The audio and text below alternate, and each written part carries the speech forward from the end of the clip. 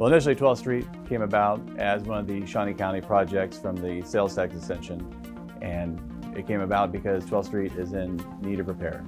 As a part of that, we went out to the public to find out what they were interested in, and a lot of the public was interested in adding different types of cycling and pedestrian access on the corridor.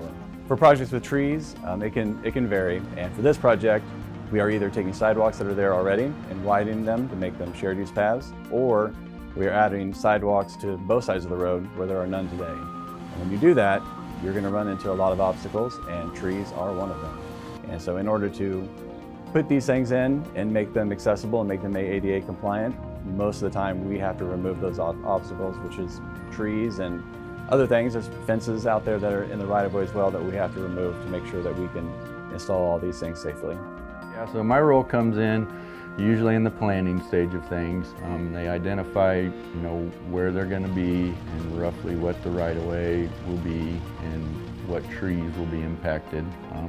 So I work closely with engineering and whatever firm might be working on the project, and we'll go out and assess that. It's kind of a working relationship, from the time of planning all the way through to the completion of the project. We have to remove the trees because most of the trees that we're removing, specifically for 12th Street, are in the right-of-way.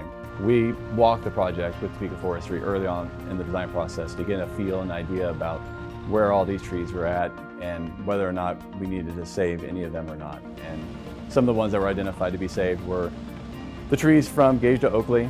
A lot of those are right on the borderline of either being on city right-of-way or on private property. And then there were 3 oak trees down by Holiday Park that we saved.